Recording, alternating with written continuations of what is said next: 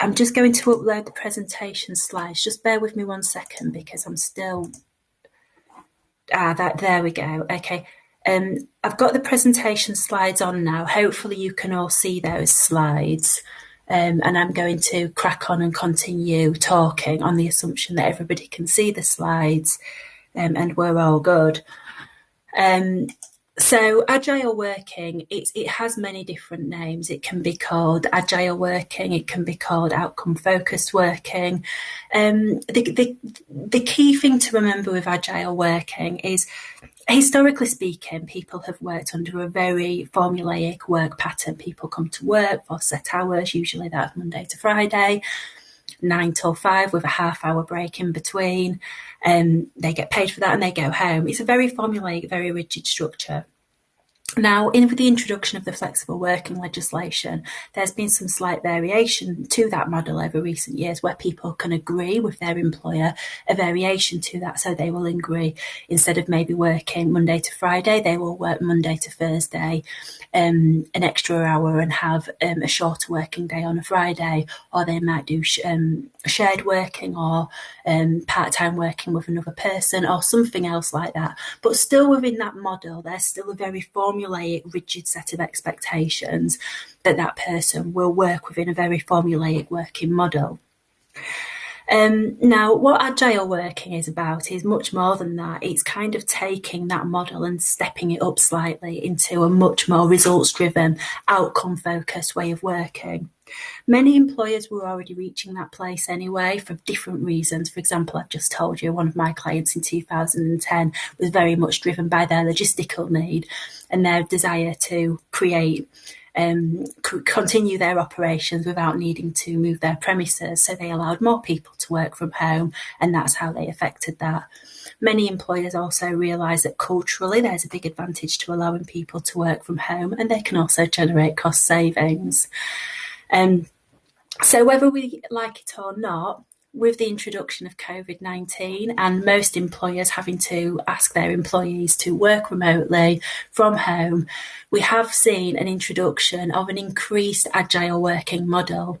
Because when you're asking the majority of your staff to work from home, what that naturally means is that people will fall into an agile working pattern for a number of reasons. It might be that people have competing interests, child caring responsibilities, other caring responsibilities, where they are required to work more agilely.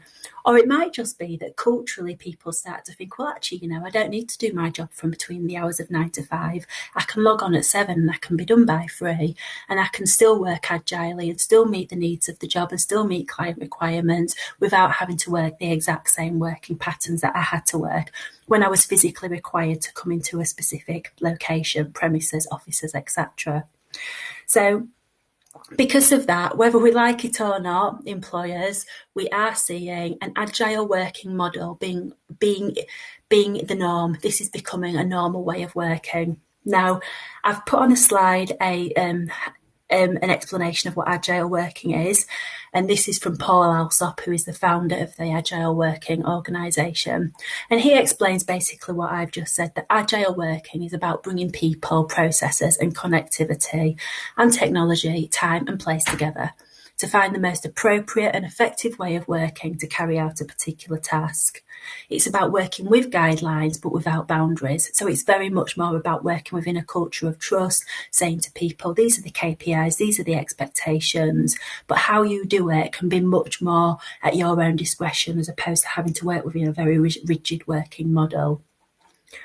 And that, of course, does present difficulties for employers and also for employees. And those are the issues that we're going to discuss today. The first thing I want to discuss with you is some of the health and safety aspects. Now, I'm very conscious that I'm talking to a sector which is very health and safety aware, and I'm sure that there will be people on this session who know more about health and safety than I do. I'm not a health and safety lawyer, I'm an employment lawyer. That being said, if people are working from home, there is a health and safety obligation that all employers should be aware of that do need to make sure they're meeting. So what I'm going to do for the purpose of this session is just run through very quickly some of the health and safety essentials. So the first thing to say, of course, and I don't need to tell that the Health and Safety Executive does have some quite useful information on health and safety obligations in terms of workstation assessments, DSE assessments, and those kind of things. Now, there is obviously an obligation on an employer to carry out a workstation assessment to ensure that the equipment is suitable and sufficient for all employees, and that includes home workers. So if people are working from home, a workstation assessment of their desk, of their chair and everything else must be carried out in the same way as it would be in the office. The Health and Safety Executive website does have a really good checklist that employers can use to ensure that they ask employees to carry out that workstation assessment at home. I think it's a really sensible thing for employers to do because you want to make sure you're meeting your health and safety obligations towards people who are working from home as a consequence of COVID-19 and flagging any risks now rather than letting those risks materialise and getting worse. Also, people who are working from home for more than an hour or more a day must ensure that they have had a display screen equipment assessment.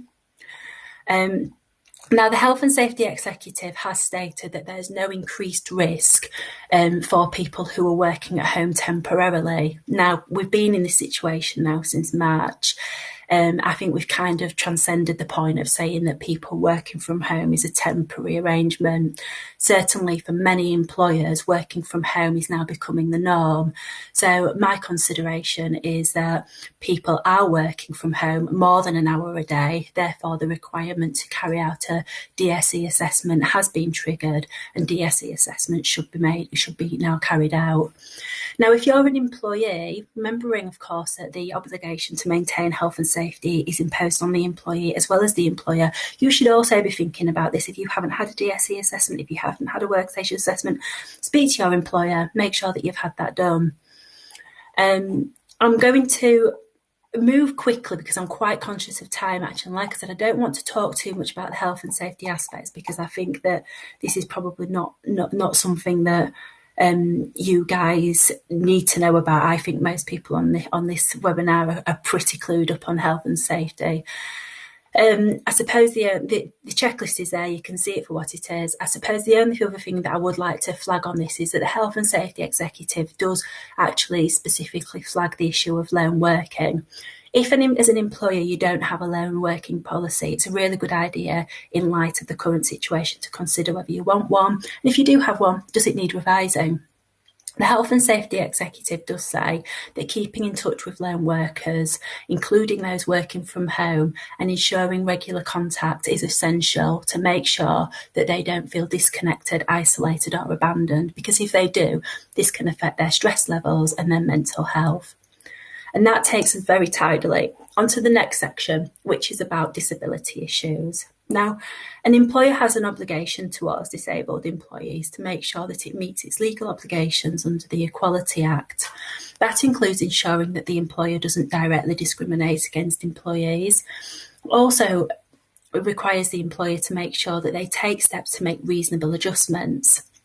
Now, where someone has a physical ailment, it's much easier, generally speaking, to be able to see the issues that somebody has and to take steps to prevent any difficulties that they're experiencing. Where people are working from home, it can be very difficult to spot physical ailments. So, for example, somebody has arthritis. Ordinarily, you might know about it if they're working from home. It might be difficult to identify that they're struggling.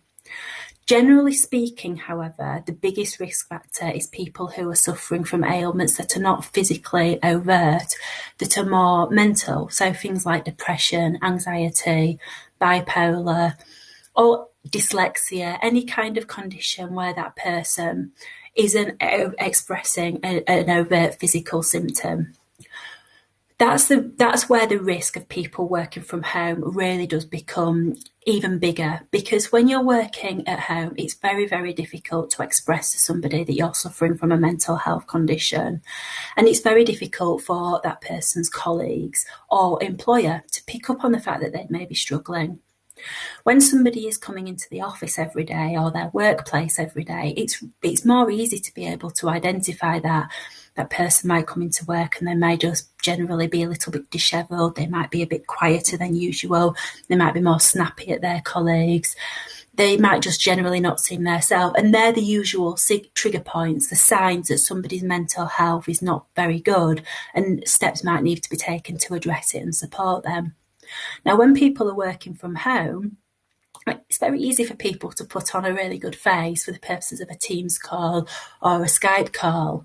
And the first triggers the first signs, that their colleagues or their employer might realise that that person actually has been struggling, might be where that person has gone off sick, or where that person's just become completely disengaged and it's really difficult to bring them back from that, or where their performance has started to lapse as a result. So that's the challenges of working remotely during this period. That's a challenge for employees, and it's also the challenge for the employer.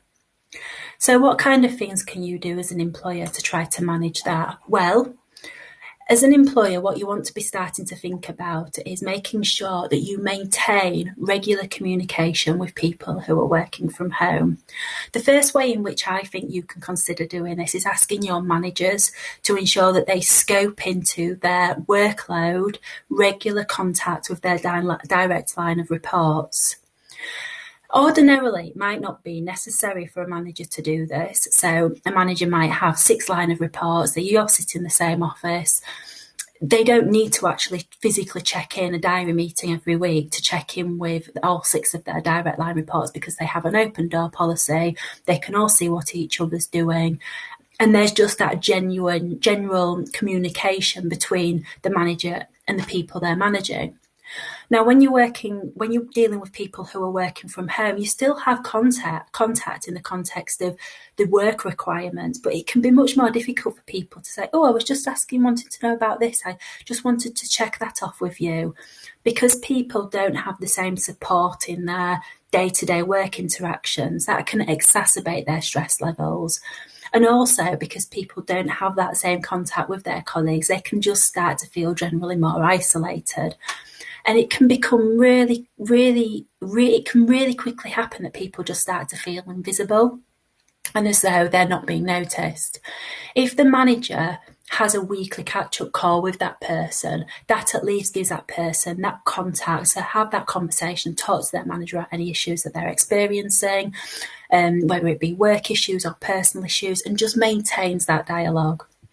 Managers, if you're on the call, I know that you'll be jumping up and down right now and saying, well, that's great for you to say, lawyer, but do you know how much operational pressure I'm under right now? You expect me to fit in time to do that as well. I don't underestimate the operational pressures of having to add into your working time more managerial and supervisory duties. All I can say is I do think it's an important part of managing people who are working remotely. And it kind of takes me on to the next point, really, which is where an employee is suffering from mental health difficulties, which is impacting on them. I said previously, the first signs that the employer might notice that person has gone off sick, or potentially that their performance is struggling. Now, if you're having regular catch-ups with that person, you should have been able to find those triggers quite quickly and realise that there is an issue, because that person will have had the space to tell you. And that will stop that person from getting to the point where their performance has got so bad that you need to start considering performance management action. And it gives you, the employee, if you're an employee on this webinar, it gives you the opportunity to be able to have those conversations with your manager. So the same advice is given to you as well. Make sure that you're scoping in regular contact with your manager, so you have the forum to be able to have those conversations and discuss any issues that are affecting you. If you don't have those conversations and people's performance suffers as a consequence further down the line, it's going to be much more difficult to handle.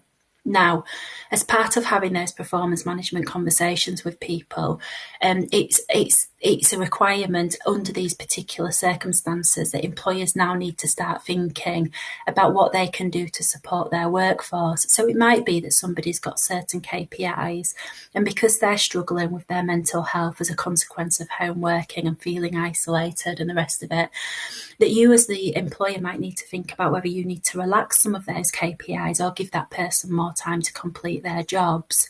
And that will form part of the ongoing dialogue and discussion with the manager. So I'm just going to wrap that up for you, really, just to clarify.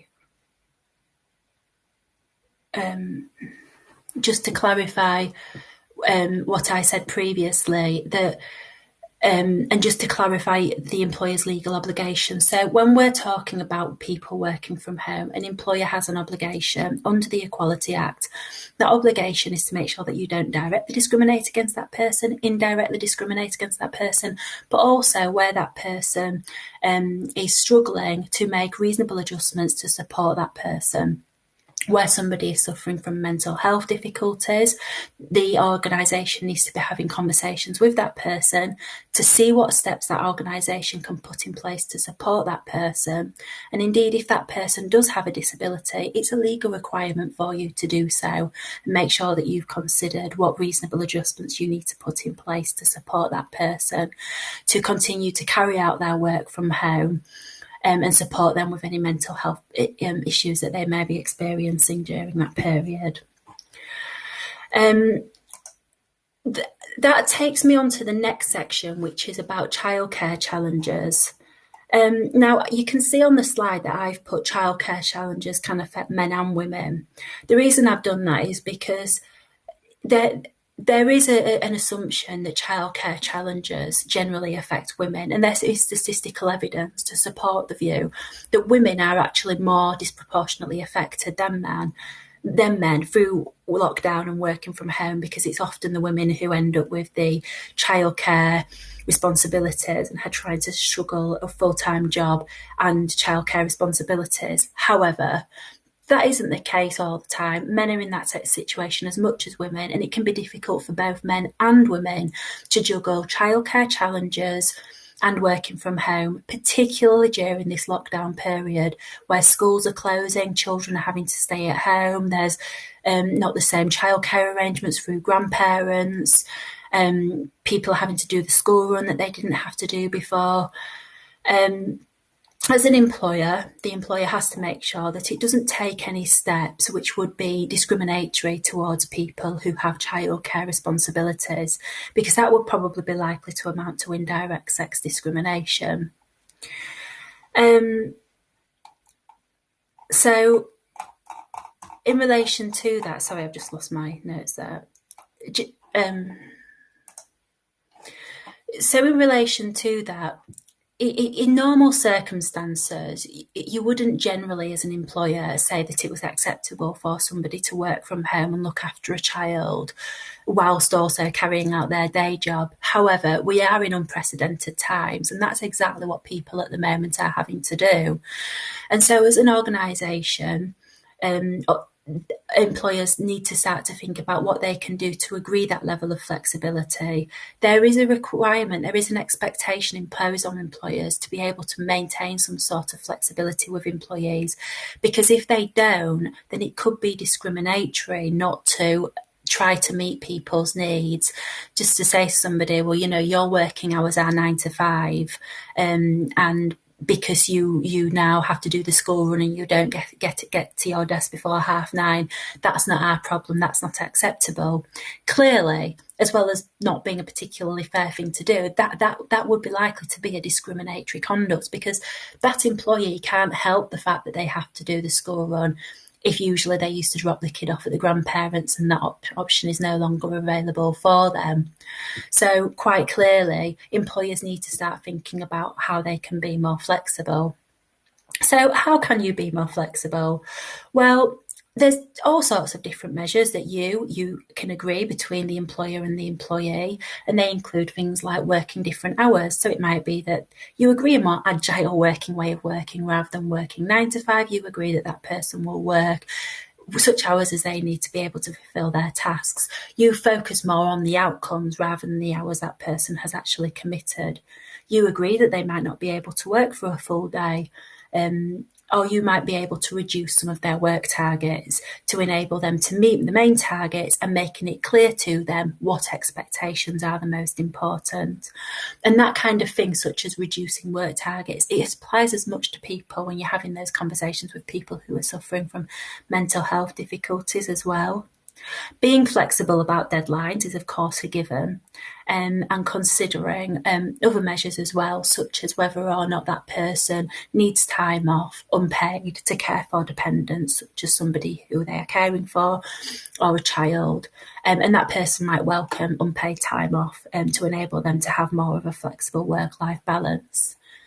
One thing that people are, of course, asking about at the moment is flexible working. And flexible working requests continue in the same way as they did before. Somebody who is working from home is very entitled to make a flexible working request.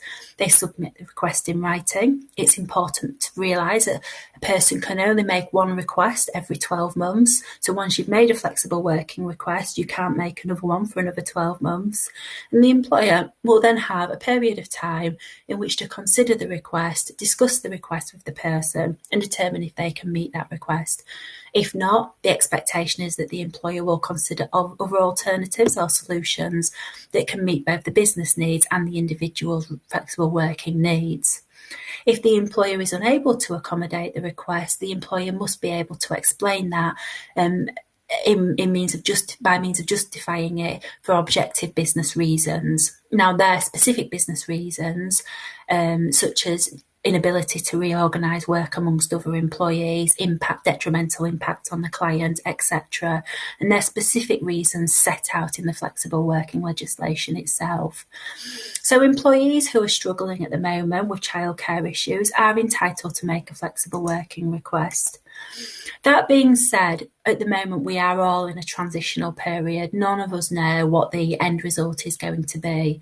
And so many people at the moment are working from home as a temporary measure. And if the employer has agreed flexibility with that person and that flexibility is meeting the business needs and still enabling that person to carry out their job whilst meeting their personal requirements, and those requirements are the things I've just spoken about, things like agreeing working hours, agreeing that they might not be able to work a full day of the week, etc., etc.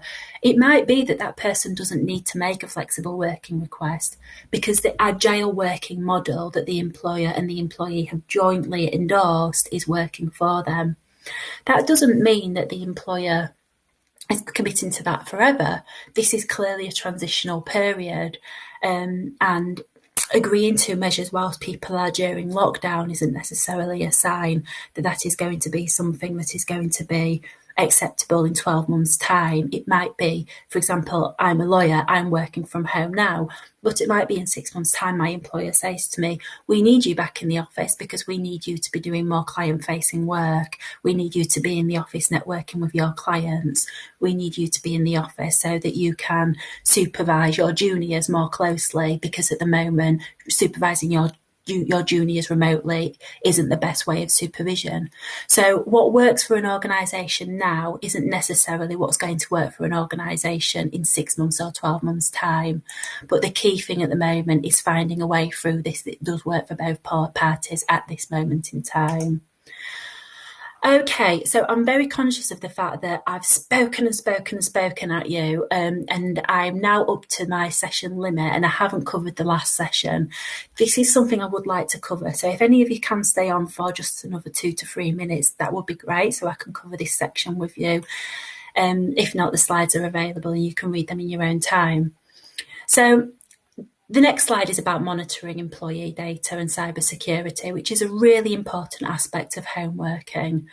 The sudden and unprecedented shift from offline work, working much more in premises and in a real world setting, to suddenly everybody working on a virtual platform has meant that there has been an increasing number of personal data which is being passed remotely concerning both employees and third parties. And so we need to consider the data protection impact of that. Also, many employers will, of course, and naturally want to consider the extent to which they can monitor their employees. For obvious reasons, it might be that they need to monitor the productivity of staff, particularly staff who are not measured by KPIs. It might be that employers want to check whether people are actually doing their day job and they're not spending 4 hours a day on the internet looking at Kim Kardashian or sending personal emails. They might have a number of legitimate reasons as to why they want to monitor employees. The extent to which an employer can monitor employees will largely be determined by whether the employer has an acceptable usage IT policy, setting out the extent of that employer's monitoring obligations, and how reasonably that policy is exercised. Monitoring employees is a processing act under the Data Protection Act, and you must therefore ensure that you have informed employees that you will be monitoring them and why. And you will have informed your employees by virtue of your acceptable usage policy and explain the legitimate and justifiable reasons why that monitoring is taking place. Now, if an employer wants to increase its monitoring of employees because of home working. So, for example, it says in your acceptable usage policy that you can check people's website browsing history, and you want to step that up and monitor that even more closely. Because you are carrying out an additional monitoring act, you should carry out an impact assessment under the Data Protection Act.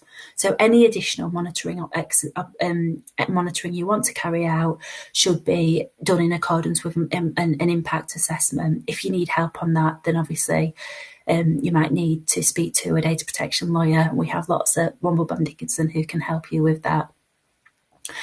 If you have an acceptable usage policy, and I expect most employers will on this session, then the extent to which you can monitor employees will be set out in that. And I'm going to give you a couple of examples to illustrate that to you. Bearing in mind that the right of privacy is not something that has been historically a right in the UK. It has very much been something which has been brought into play by the European Convention on Human Rights and evolved over case law. So there was one case of Copeland, and in which that case the employer wanted to monitor the employee's internet usage and phone records. They didn't actually want to check what internet website she was looking at or who she was calling. They just wanted to say to what extent was she on the internet and using her phone when she should have been doing her job. However, the employer said that because there was no acceptable usage policy whatsoever, this was a breach of her right to privacy. In recent years, we've seen a lot more cases where employers are relying on acceptable usage policies, and employers are saying, and the European Court of Human Rights has said that that's acceptable. So, for example, in the recent case of Atkinson, he breached the acceptable usage policy because he was sending emails to somebody with their consent, which were quite sexual. And when he found out that his employer had been reading his personal emails, he said that was a breach of his privacy. But the European Court of Human Rights said, well, actually, you knew what was in the acceptable usage policy. You knew that sending personal emails of an overt sexual nature wouldn't be in accordance with what was acceptable conduct, and therefore it was perfectly reasonable for your employer to monitor your emails accordingly, even your personal emails that it knew weren't being sent in a work capacity. There's also been another case this year, which was only issued a couple of weeks ago, which was BBC and Chief Constable of Police Service of Scotland. And in that case, the inner session of the court said that it is acceptable to monitor the police officers' WhatsApp messages because the WhatsApp messages contained content which was misogynist and racist, and obviously given the police officers' standing, the fact that those communications were on a phone, albeit a work phone, and private, was irrelevant. If they were sending that kind of material on the work mobile phone, then it was an expectation that that content would be monitored, and there had been no breach of privacy. So we can see that you can monitor employees. It's perfectly fair to do so, but you must check your acceptable usage policy. I'm conscious that I'm running out of time, really, so I'm not going to talk about data protection in too much detail. I'm happy to talk about that afterwards if anybody's got any specific questions on data protection. And also cybersecurity is something that you do really need to start thinking about. The main issues really with relation to cybersecurity issues are that as people are working from home more and using more of their own equipment, there's risks through things like network security. Are you absolutely sure that the information somebody's sending from their work laptop to the server is actually not accessible through a third party? Are you confident that their neighbour isn't able to tether onto their internet and actually access the content of that information? Are you operating through a secure VPN? And are you confident that people themselves are actually storing their data, anything that isn't being stored remotely, anything which is paper records or anything else, in a safe way, which would be in accordance with your company's obligations under the Data Protection Act? And they're all the kind of things you need to be thinking about. Okay, so that's really covered the session. If you've got any questions, I will be around for a while longer and I'd be very happy to speak to you. Thank you. Okay, thanks a lot, Jane. Thank you. If there are any questions, perhaps you could go to the lobby, find Jane there, and ask her those questions, and maybe meet in the lounge at one of the seats there.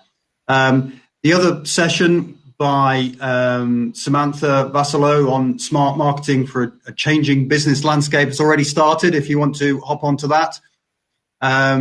And just also to remind you that the one-to-one mentoring is currently happening. So if you're supposed to be in a mentoring session, remember to go to the VIP area on the left-hand side of the screen and then go to the appropriate company booth. So thanks again, Jane, for a really interesting talk and lots of pertinent advice there.